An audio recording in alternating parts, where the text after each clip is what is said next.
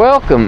We are here with the Letcher County Extension Show, and we're here for a hawk and butterfly migration workshop. And we are above Jenkins on US 23, and we picked this location because it's pretty open sky, and if any raptors are migrating through, we ought to be able to see them.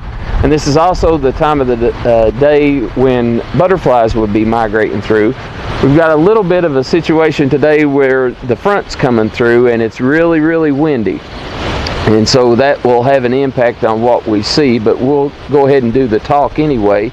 The first speaker we have is Mitch Whitaker from the Extension Office, and Mitch is our FCS assistant, and he is also a raptor rehabilitator. And Mitch is going to talk to us a little bit about the raptors that he's brought and also on the migration. So Mitch, take it away. Thanks, Shad. As Shad explained to us, twice a year these birds do, these wild migratory birds move from north to south or south from north, depending upon the season. But it's all about the survival for these guys. 4 out of 5 of these raptors don't survive that first winter. So being able to find a good food source and to make it through those hard winters here in eastern Kentucky is their biggest challenge. I brought 2 birds with me today. These are both native birds that we have here in eastern Kentucky. Probably everyone has heard of the red-tailed hawk. I'm going to walk over and pick it up for you guys and tell you a few features about these guys that actually helps them to survive out in the wild.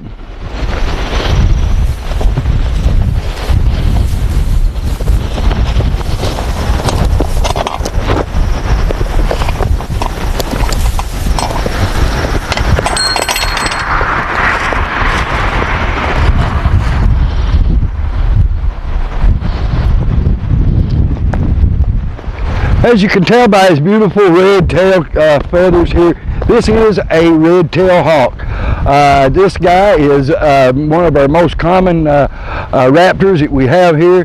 These guys are very versatile. We see them in a lot of different areas.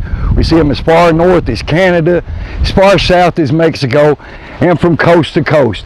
These guys do migrate through, as Shad said earlier, Pine Mountain Range isn't really a primary migration route, but it is used a lot by these birds. I'd like to get him to turn around if I could, and actually let you see some of the survival tools that this guy has. First off, we'll look at his beautiful camouflage outfit that this guy has. These guys chase squirrels and rabbits, and this camouflage outfit sometimes helps them sneak up on those prey. This guy's biggest survival tool is his supervision. These guys can see 10 times better than we can see. They also have needle sharp talons that, as you'll see, I have to wear a glove when handling these guys, because if not, he could very easily puncture my hand with these. It's a beautiful bird. This bird's about 4 or 5 years old. Birds are born in the springtime, and by the end of summer they're as big as their parents, and then they're faced with that long, hard winter. By the time January and February rolls around, it's really tough for these guys to find something to eat. The squirrels and the rabbits that have survived that long, they're very smart to be able to last that long, so it makes it even harder for this guy to survive. We've all heard of the peregrine falcon that goes over 200 miles an hour. This guy doesn't go that fast, but he does use speed and his maneuverability to catch his prey. These are beautiful birds. If you'll hold on just 1 second, I'll go get one of the other birds that I brought up here today for us to look at.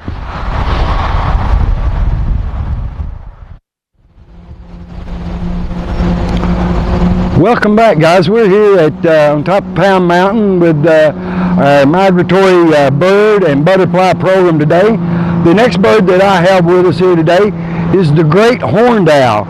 We can tell by his big tall ears here, and these guys are sometimes actually called a tiger owl. And from his camouflage outfit, you can see how he gets that name. These guys use their colors to help them blend in with their surroundings as one of their big survival tools. This guy has supervision and super hearing, which allows him to be able to spot animals from a long distance.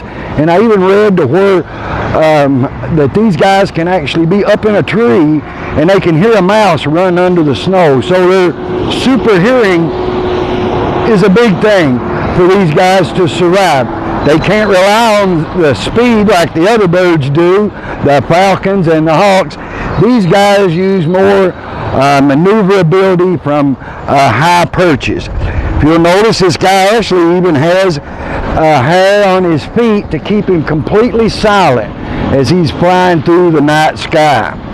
These guys' eyeballs are about the same size as a human's eyeball. The only difference is us humans are able to shift our eyes from side to side.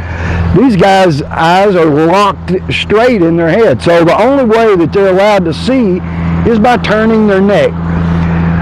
We've heard that these can completely turn their heads all the way around. They can't turn them around, but they can turn it far enough to where they can see behind them, which is a big survival tool as well.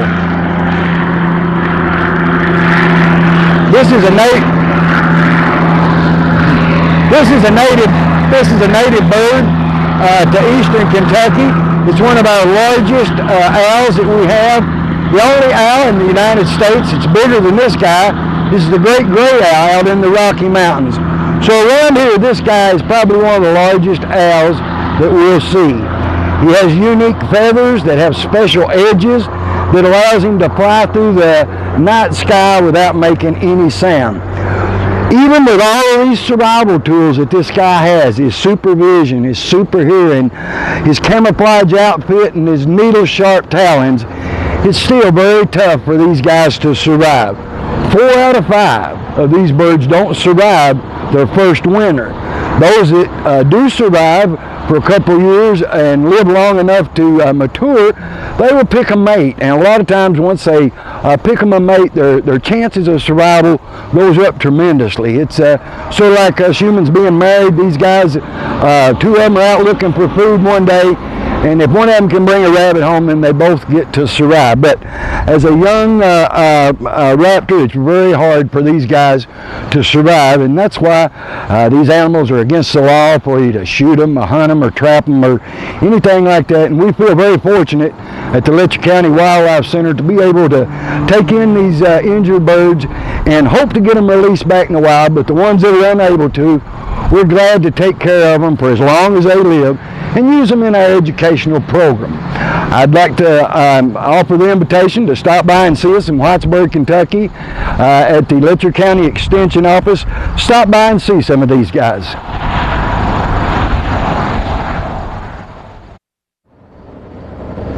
Welcome back to the Letcher County Extension Show, and this is the hawk and butterfly migration program that we're doing today. In this second part, we've got Chris Allgaier, who is from Big Stone Gap, Virginia, and Chris taught at Mountain Empire Community College. He taught math, but his real passion is butterflies and moths. And so Chris is going to be talking to us a little bit about butterflies migrating through, and I think he's got some things to show us today. So Chris, you take it away. Thank you, Shad. Very pleased to be here. This is a great location. We've already seen several butterflies pass through, one monarch and one other butterfly called a painted lady that came through recently. The migration of monarch butterflies is one of the miraculous things in nature, I believe. The fact that these butterflies can fly from as far away as Canada all the way to a remote area in Mexico to spend the winter That's just incredible how that happens. And we're in a location here where a lot of them pass through this particular region and all. We got a migratory and pollinator garden over here that's just fantastic. The monarch species, they are in somewhat of a decline, and there are concerns about the population. Currently, they're probably estimated around 500,000 on the eastern U.S. that will be migrating this time of year. Some of them started back in August from Canada. Some of them had to cross the Great Lakes. Many of them are going through the Corn Belt region, which is a vast area. Some facts about monarchs: they need milkweed as a plant to exist, and that's the sole food for their caterpillars. That has been part of the reasons for the decline. As highways are built, many times the milkweed has been mowed down. There are concerns now. People are realizing they need to have pollinator gardens in areas where we grow milkweed. Later I'll have you look at some milkweed from my garden where I've gathered a few caterpillars recently. The migration that's going on right now, the butterflies that are flying through our area, they have not mated yet. They're saving all their energy in order to travel to, again, this remote area in Mexico where they overwinter. Then those that can survive that long flight and survive the winter in Mexico, in the spring as it warms up, they will start flying back north. And the ones that have made that long migratory journey are now coming back, and they will mate and look for milkweed to lay eggs in places like Texas, Alabama, Louisiana, the southern Gulf states.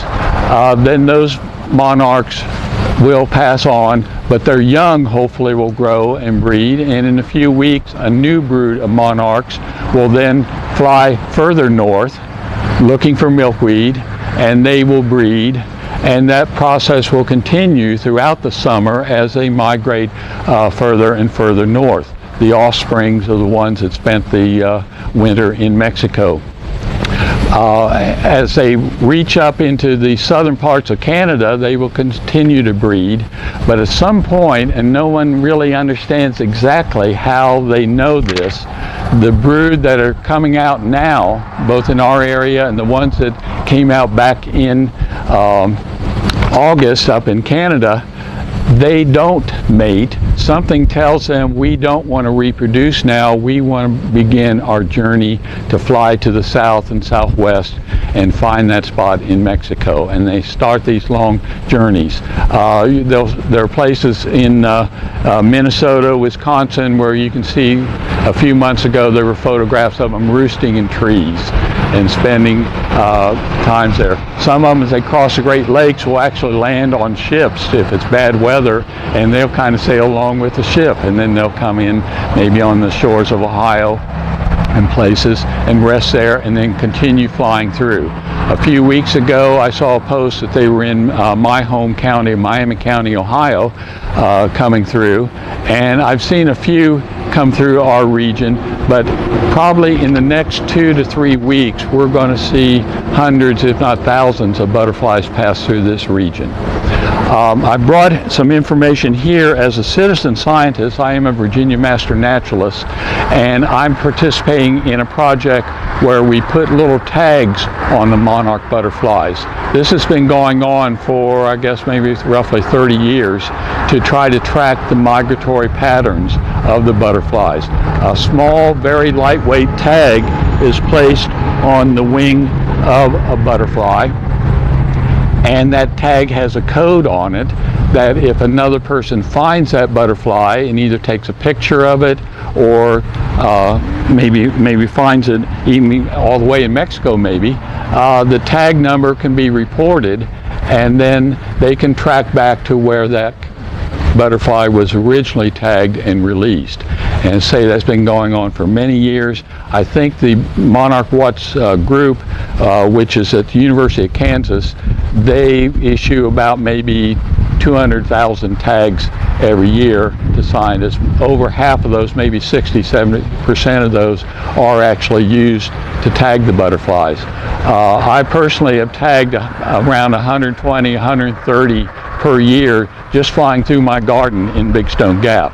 I have lots of plants such as zinnias and cosmos and some of the plants we see here at this way station that will attract them, and they'll come in and just spend maybe 5 minutes or so gathering up some nectar, some energy, and then they take off again, always headed toward the southwest direction. It's really fun to see. They usually come through in my area last week of September, first couple weeks in October seems to be the peak time, but we've seen them as late as maybe early November sometimes, depending on where they're breeding and how they're doing here. One of the things you have to do is tell the difference between a male and a female, and those of you later we can look at this in more detail and show you there is an easy way to determine that. So if you do see a monarch with a tag, you can report it, and if you want more information about doing this on your own, look for monarchwatch.org, and you can find all kinds of information, and you can order tags. They're not very expensive, but it makes a great project for school children, for others. If you have particularly if you have an area like this where you have a pollinator garden, it can be a really nice project for young people to participate in and add to the knowledge of the monarch butterfly.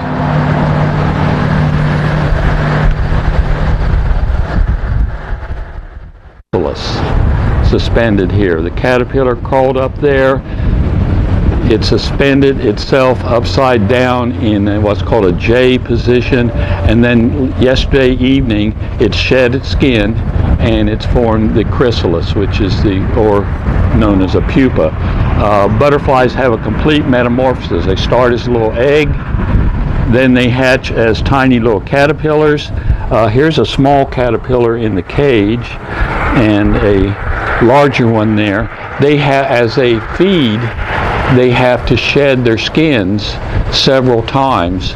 Each time they shed the skin, the next caterpillar is called an instar. So your first instar comes out of the egg. Caterpillars are basic eating machines. All they do is eat and poop.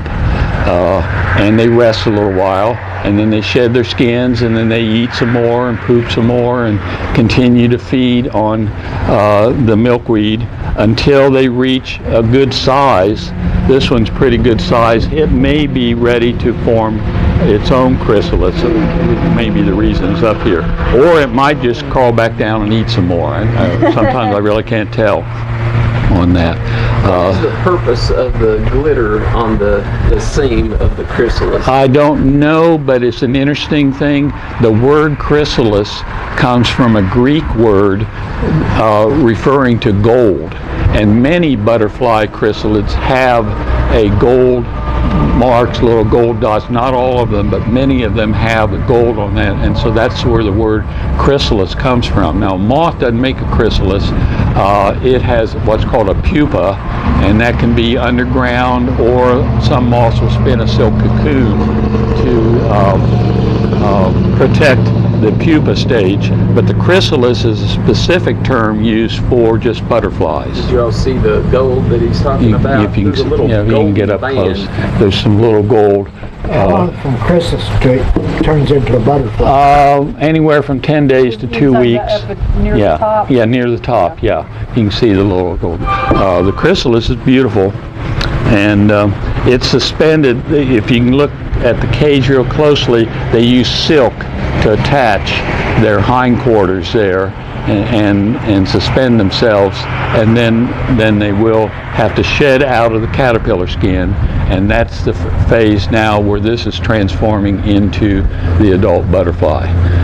It's incredible. For a monarch chrysalis, the day that it's ready to come out, the chrysalis will turn transparent, and you can actually see the the orange and black and white markings. You've seen that before, haven't you? With that. Now, not all butterflies will do that, but this particular species, its chrysalis will turn transparent, so you know the day that it's going to come out and emerge. When they come out, the wings are just little pouches that they have to pump fluid in to expand out the wings. That'll take an hour or two, and then the wings need to dry. And also, when they come out, their proboscis tongue is in two halves that have to fit together. Imagine slicing a straw lengthwise into two pieces, and then it has, for whatever reason, it has to fit together. And so you'll see them coiling and uncoiling their proboscis as they're getting ready, because that's crucial. Without that, they can't drink the nectar to get the energy they need to fly around for a while.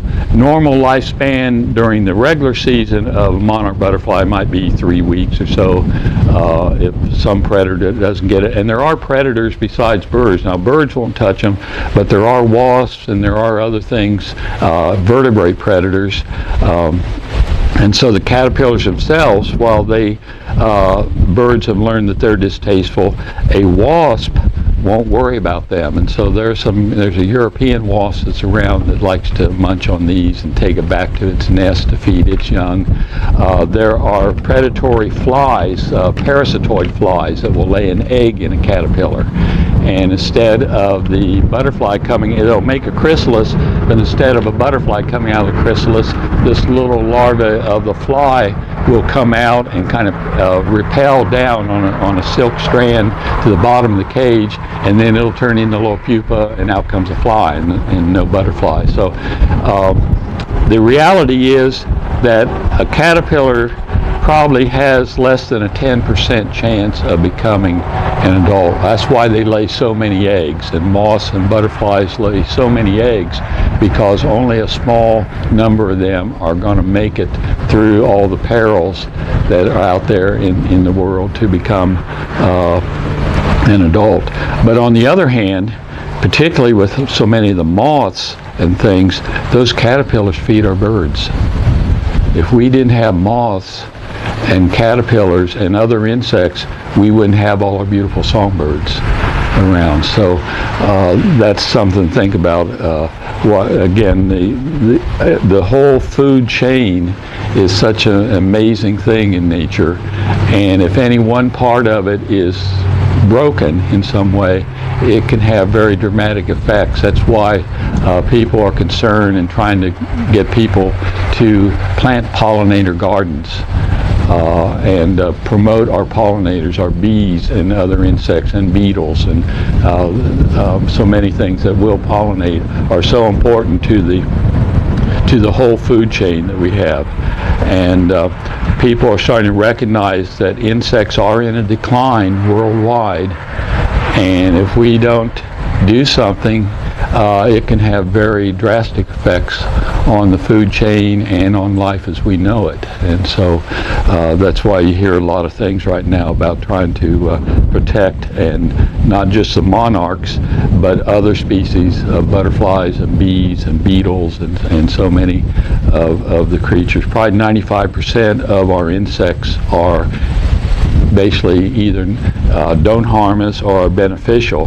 There are a few that we don't like, and unfortunately they spray the heck out of. You see all the ads all the time for bug zappers and kill the bugs and spray the bugs and all that, and that's not the answer.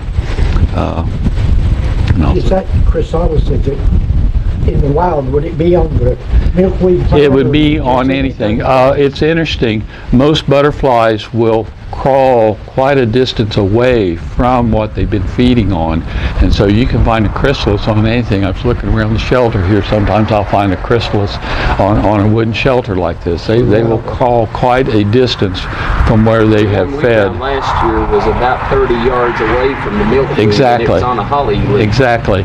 In my yard, I was watching one, and I went to look for it this morning, and it was gone. And I don't know if I'll be able to find where it crawled to make a chrysalis, but I could see it was getting ready to do that pretty soon. There's no butterfly. I spot them because they flap like a leaf in the wind. Yeah, exactly. So anyway, they'll put this lid back on, and There's one that's chewing right now on his monarch leaf. It's about half grown.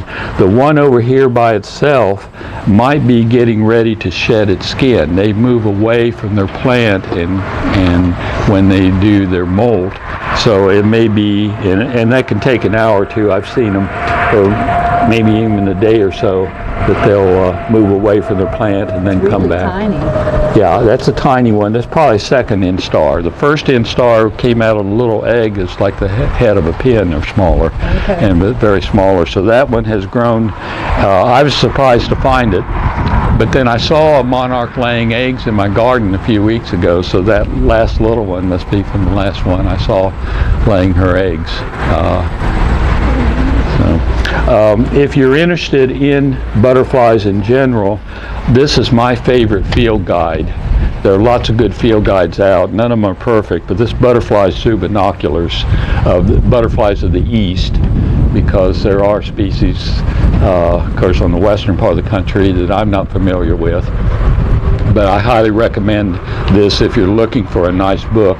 And using binoculars can work. You need to think about binoculars that have a closer focus length, but there are some out there that can be useful for identifying butterflies in the field. Of course, if you're serious about it, you get yourself a butterfly net to capture and catch some. And I use this mainly for my tagging program. The tagging is smudged a little bit here, came out of the printer. Male and female butterflies. The male monarch, on the lower wings, when the wings open, have these two little sacs or pouches on the lower wings. Many years ago, they were probably pheromone producing glands of some kind.